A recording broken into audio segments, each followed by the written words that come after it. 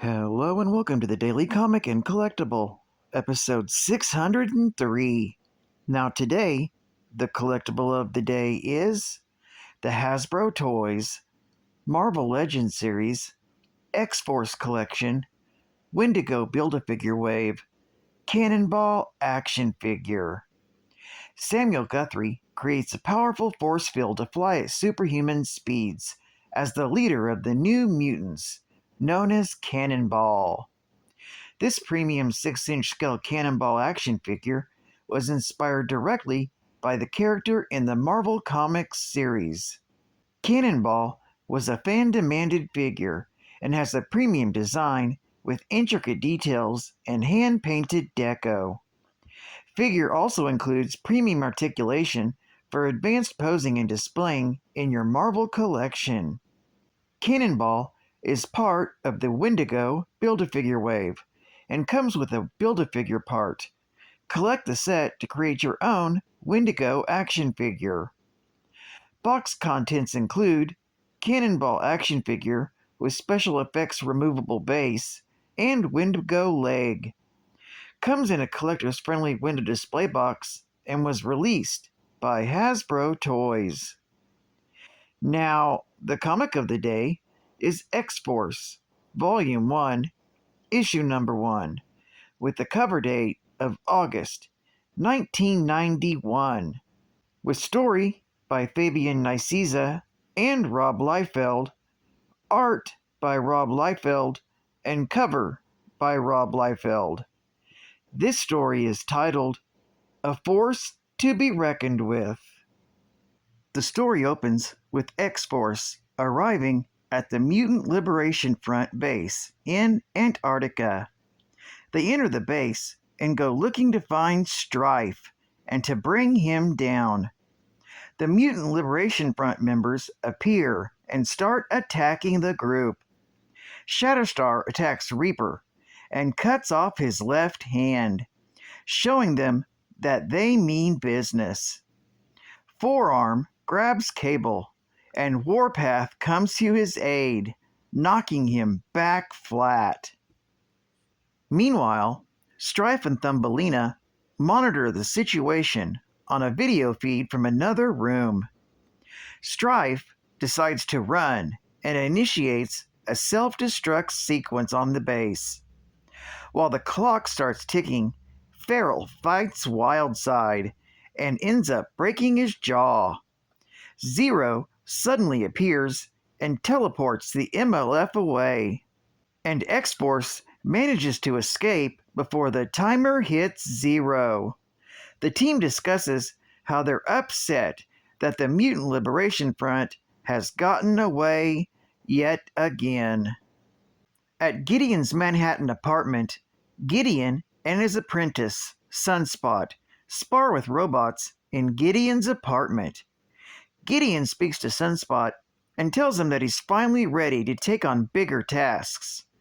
Gideon invites him to his meeting on the buyout of the Jankos Corporation at the World Trade Center.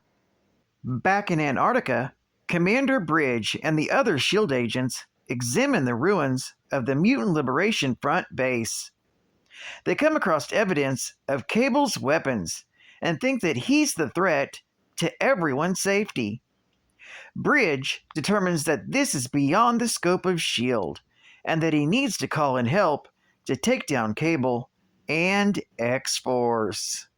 Later, in the Adirondack Mountains, Cable's doing maintenance on a scouting ship when Cannonball enters and asks if he needs help. Sam asks if Cable is holding the team back from battling Strife because of Cable's loss of his son, Tyler. Cable says no and explains how Tyler was brought over to the Mutant Liberation Front in his own timeline, and that he died during a mission with them. Cannonball leaves and Domino enters to help counsel Cable. A short time later, at the World Trade Center, Gideon and Sunspot join other board members at the Jankos Corp buyout. Ariana Jankos enters and reveals that she's glad that everyone is together, because she's holding them all prisoner, and is going to use Black Tom Cassidy to keep them there.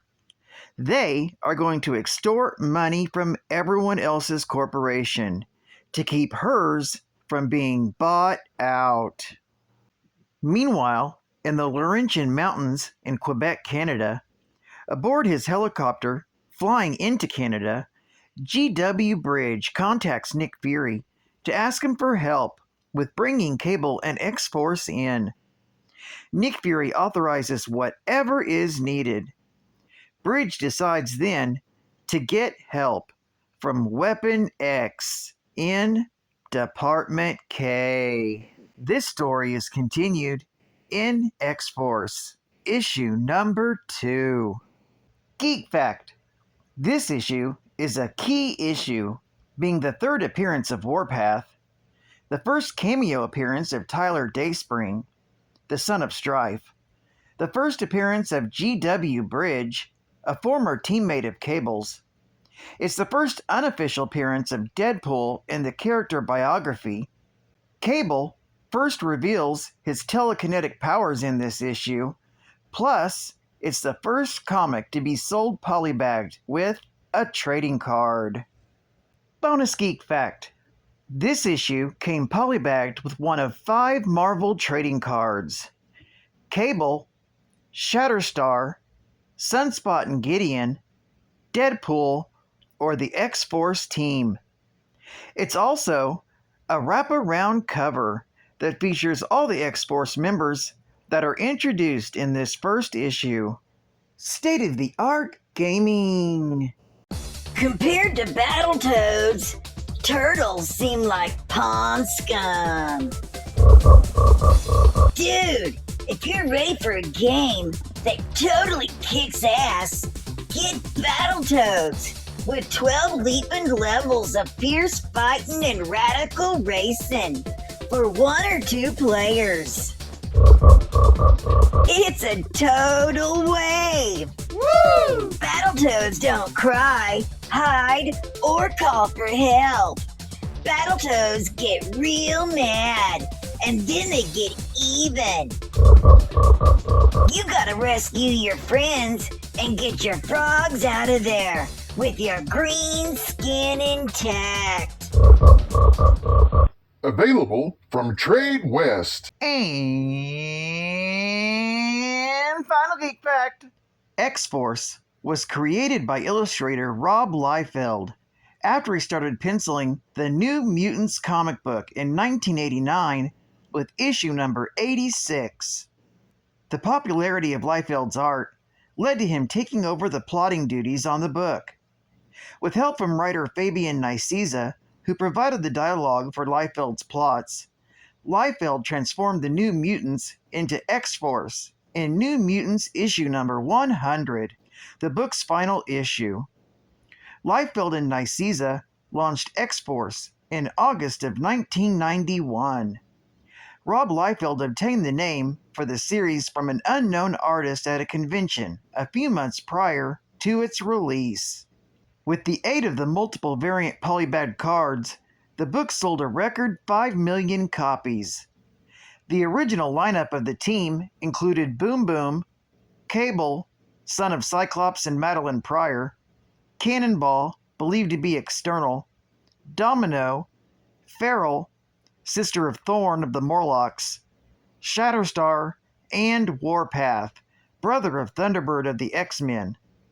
Siren, daughter of Banshee of the X-Men, was added to the team in the 3rd issue. The main opponents of X-Force during its first year were the Terrorist Mutant Liberation Front, led by Strife, a masked mutant with a mysterious link to Cable. Early issues also featured the wisecracking mercenary Deadpool, the immortal Externals, and a new version of the Brotherhood of Mutants. Well, I'd like to thank you for joining me for another Daily Comic and Collectible, and I hope to see you again Thursday. This is Cat Fan Comics Man, and I'll catch you on the flip. Over and out.